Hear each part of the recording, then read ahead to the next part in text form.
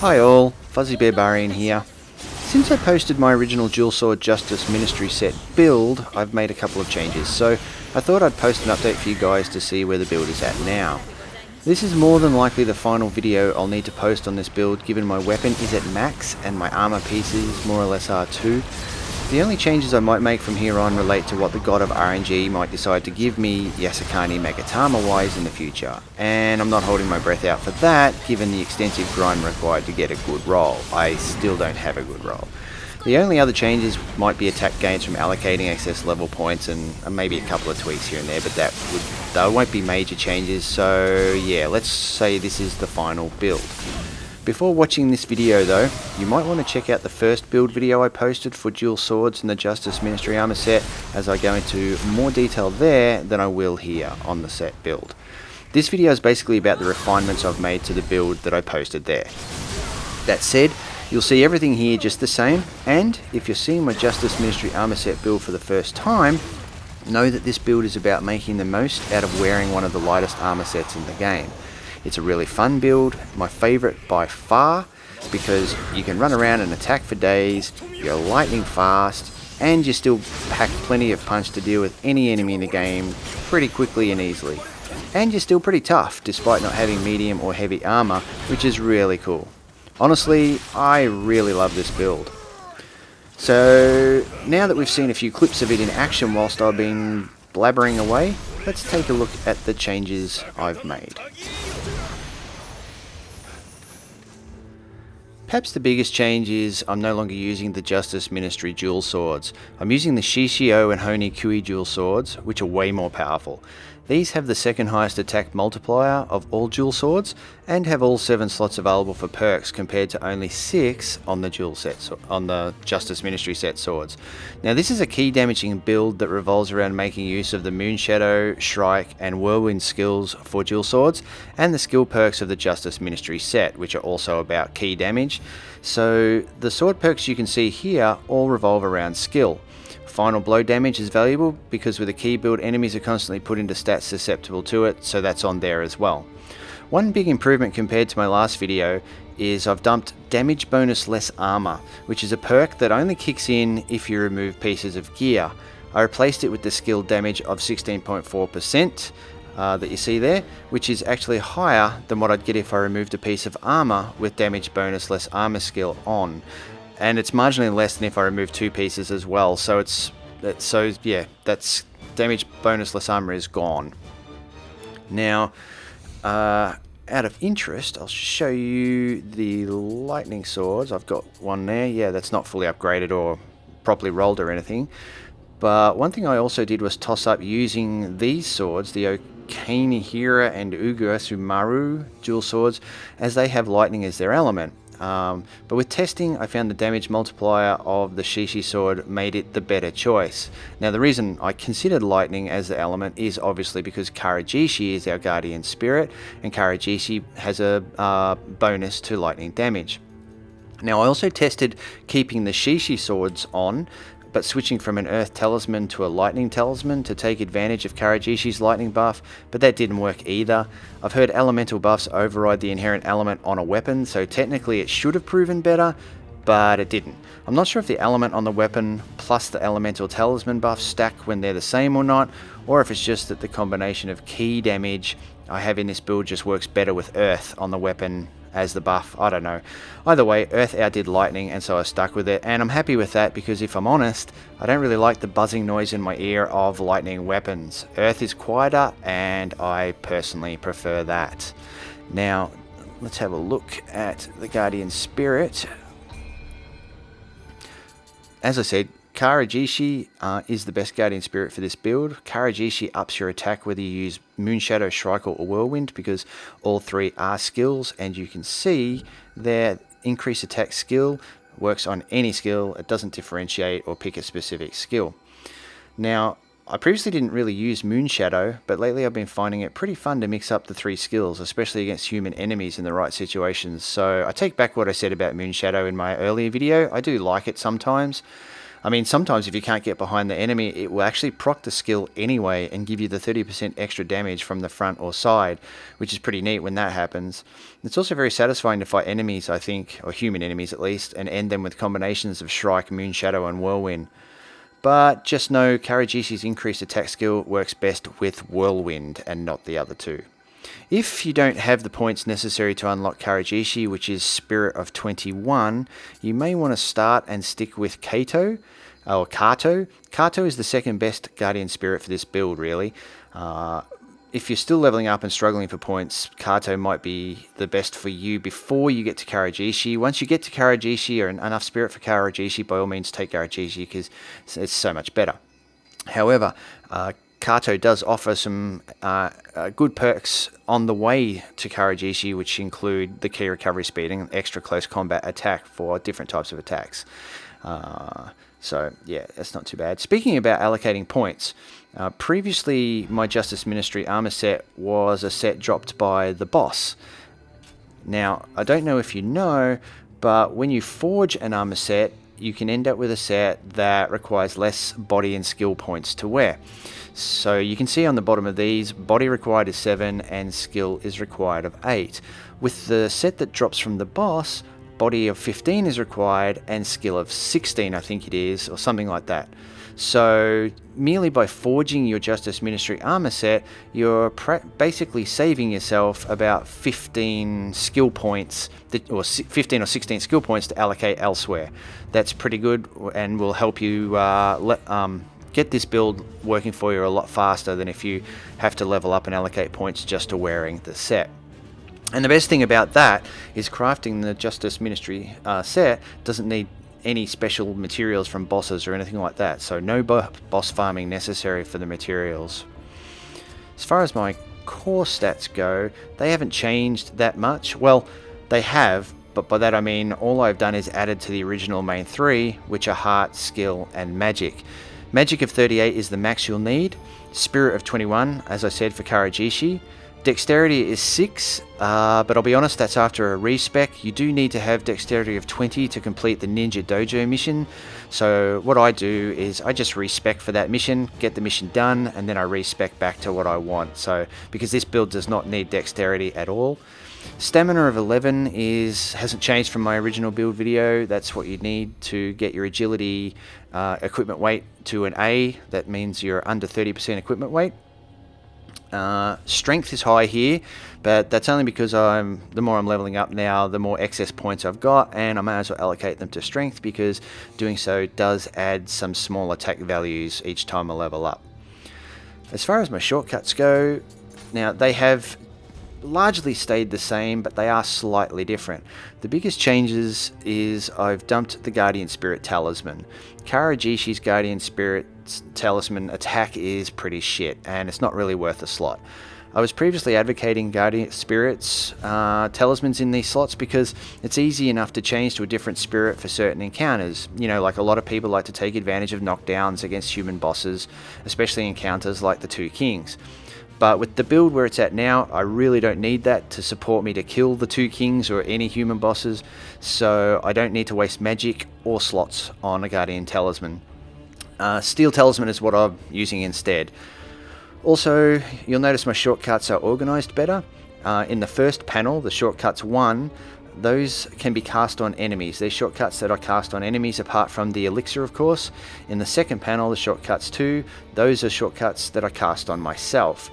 Doing it that way makes it easier to remember. Basically, you switch to shortcuts 2, press every pad on your D-pad, done. Now you're all buffed. Then you switch to shortcuts 1 and you press left, right and down to debuff the enemy. Done. Hack away. It's such a simple way of organising them, and you don't have to stop and think at any point or try and memorise what you're doing. Now, as far as amulets go, I've added one Yasukani Magatama for its set bonus requirements down -1 perk. This enables me to add one item from another set and get its first perks added to the Justice Ministry set perks. So you can see the Justice Ministry set perks there, which I've gone in other videos, and I think I accidentally took off my weapon, so I'm going to put my weapon back on now. Where are you? There you are. Okay, now the second weapon, this is the cross sickles from the Kingo's armor set. It's the Atagi Satamuni. I've got this weapon on thanks to the Yasukani Magatami, because what it does is by having just one piece from the set, I get an extra 15% final blow damage and an extra 2.1% reduction in the damage I take, which is very, very cool. Since the Justice Ministry dual sword armor set build puts a lot of enemies out of key, final blow damage is a great perk to have. That's why I also have it on my sword, which I mentioned earlier. That said, I also have this Hikumen Ichimonji, however the hell you say it, katana as a backup. What this one is, if I was to choose this one, it gives me close combat attack when in a critical state of an extra 30% damage. That's also very cool and can be useful, and I do put it on time to time just to see what it's like, but I always end up going back to Atagi because of the simple reason that say that again, our guardian spirit, the Karajishi, actually perks, it's like got a skill life drain perk on it, and our Shishi weapon, I also have skill life drain on it, so I'm constantly restoring my health with every attack I do. When I do finally get down to 30%, I generally don't want to stay there because I'm a light armor build and can take a bit more damage at that point to kill me, so I really want to just back out. For that reason, I don't really use this armor set perk very much. I prefer to have the final blow damage perk on there, but each to their own. You can go with whichever one suits you. You might want to stay in the fold and hack away even when your health is really low, and if so, that's going to help you a great deal. So yeah, unfortunately, as far as perks from amulets go, I have not had a Yasukani Magatami drop with very good perks. This is on entirely for the set bonus requirements down. It does have durability of living weapons, which is pretty good, but the Karajishi living weapon does not stay on for very long. It's not like Kato. If you, I'll just go and I'll show you the Guardian Spirit stats again. If you have a look at the bottom and you can see lightning, usable time, might, action, recovery, tenacity, and now I'll go up and I'll compare Kato. You can see that Kato has far superior stats for action, recovery, tenacity, and Amrita gauge rate. That's okay, the Justice Ministry set has Amrita gauge rate, but as far as tenacity and recovery goes, those are the things that help Kato really, every time you kill an enemy, really buff itself up so it keeps going and going and going. You don't have the same abilities with Karajishi, unfortunately. I wish you did, but you do not. So just bear that in mind.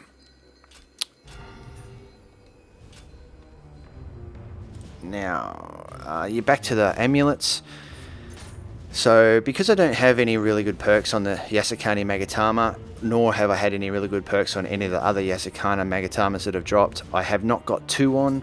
I would like to have 2 on. If I did have 2 on, then I would equip both the 30% critical health perk set as well as the final blow damage perk set and get the best of both worlds. But I don't have that, so instead I've got in my second slot prayer beads, and that's because these are this is the amulet with the highest Yoko close combat damage perk that's ever dropped for me, and it also gives me Yoko damage reduction, which is pretty good. The rest of the perks suck. I would love to have earth damage on these. I would also love to have Yoko close combat damage on my Yasukani, but I don't, and I'm still waiting for those. However, at least in one slot, I'm willing to give up Yoko close combat damage so that I can get the extra final blow damage up here. If you're not, then I recommend going for Yoko close combat damage on both slots and earth damage if you can get it on both slots. As far as skill trees go, I'm not going to go into them in great detail here. Not a lot has changed between what I showed in my previous video and this one. Choose all of the passives on every single weapon skill tree because they all apply. The Mystic points do not all apply across the board. They're weapon specific. If you've got the points, I've got 99 points there, so I'll just choose them anyway. I've still got plenty of points to allocate to whatever I want. But if you're struggling for samurai skill points, then save your mystic arts on the other weapons for when you want to use them. So yep, go for all the passives on all the skill trees. And I'll just flick through them now. I'm not going to talk too much about them. You can look at my other video for them. Apart from to say, on the other video, I did not have this line of perks unlocked. I have done it in this one because I do play with Moonshadow from time to time. I would unlock that last though if you're struggling for points. That's more of a fun thing than a necessity with this build. Windstorm is an absolute necessity. I don't have every dual sword perk unlocked because I don't use them, so I don't need to waste the points on them. Again, Corner Tiger and all the other passives that you can get on other weapons.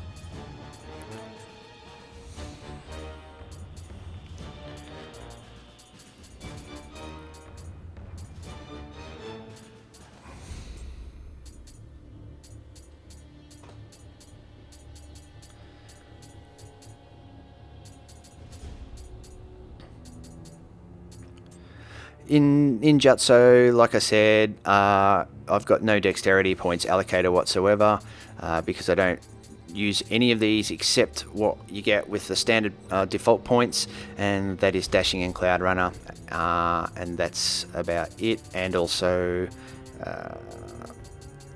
yeah, no, that's about it. And that one there, sneak attack, always get that one. And magic, only allocate magic points to the magic we're using. So again, nothing's changed there. I did actually play around with extending the duration of effects from skills and items instead of instantly casting, but it just changed the whole build's play style and was not as easy and was not as fun. So yeah, definitely go with Awakening as far as the magic mystic arts go. Max out everything once again so that you can have the cheapest Onmyo cost for readying those at the shrine.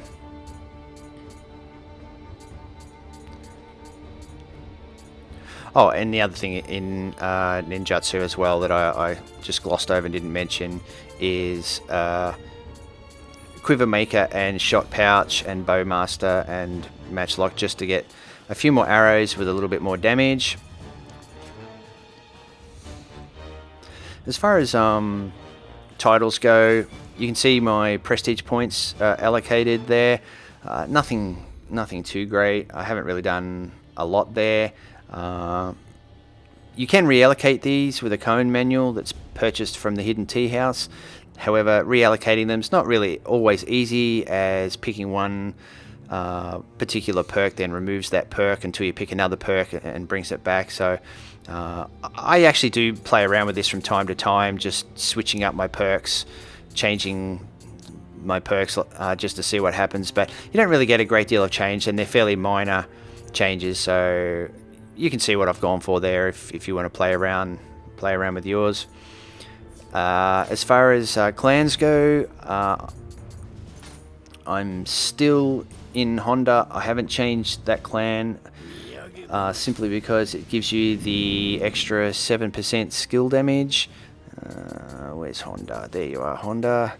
So you get the extra 7% skill damage, since we're all about skill with this build, and the damage halved when you have a full life is also a major perk for light armor. So that is absolutely the one to be in. There's no other one to be in really as for this particular build.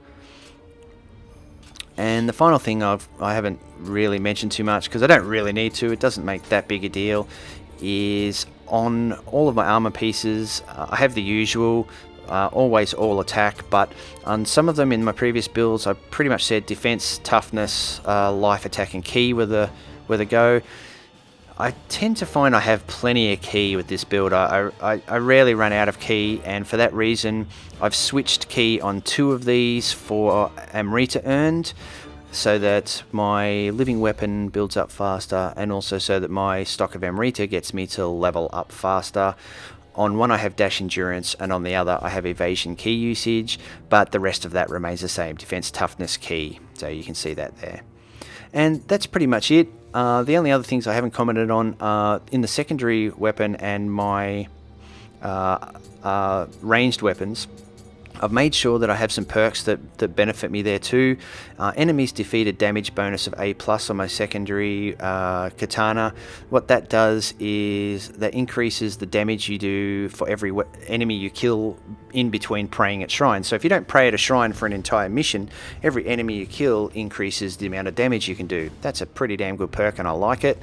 On my cannon, you can see I've got an agility damage bonus of A+, and that speaks for itself given that we're light armor with very, very high agility. And I have enemies defeated damage bonus as well on my bow. That's a B-. I want an A+, but I haven't managed to roll it yet.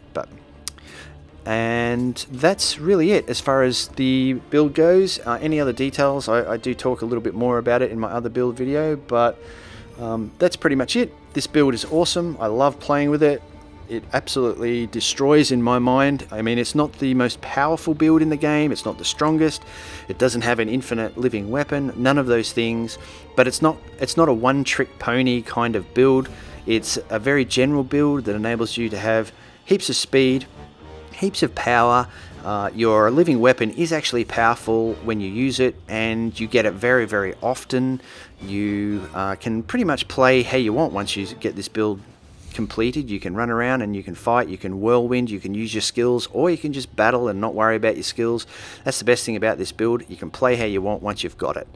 So that's it for this video. I hope this helps. If you have any questions about the build or need any help with your own builds, by all means fire off in the comments below and I'll answer you if I can.